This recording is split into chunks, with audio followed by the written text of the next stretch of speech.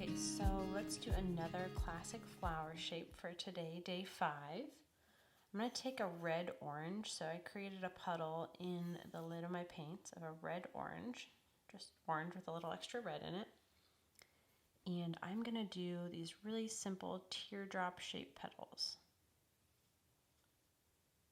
So I'm going to do 5, but again, you could do 6, you could do 4, however many you want. You want to just use the tip of your brush to create these little detailed petals. But again, not super complicated by any means, just a really simple teardrop shape. They can be as fat or skinny as you want.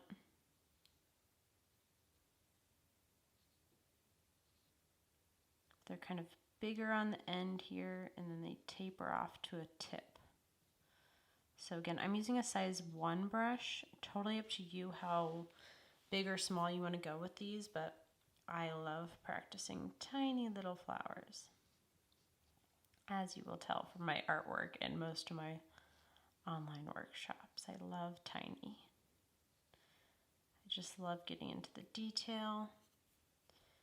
And usually if your brush starts to get a little bit scratchy or your paint gets really, really light, you might want to pick up a little more paint from the well of your, or the lid of your paint set. You can see here, I'm just making sure I don't stick my hand in wet paint. That is a very common mistake that I make a lot. And again, I am leaving a center for these where I can add some pollen when they dry.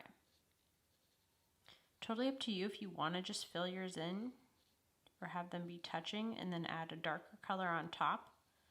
That works as well, but you can't do yellow and light colors on top of dark colors.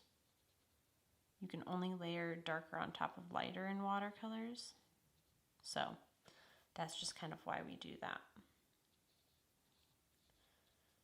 And let's see, I'm just going to add a little more color to some of these that turned out really light.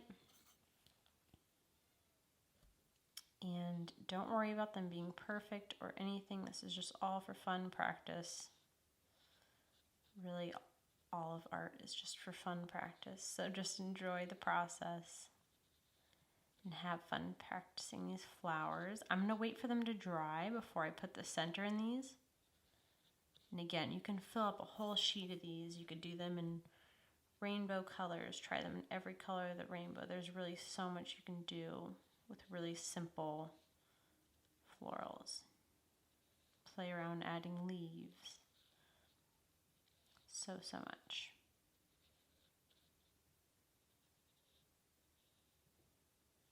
Cool. So again, very simple. As soon as those dry, I'm going to put some yellow in the center of those, and they will look like little daisy flowers.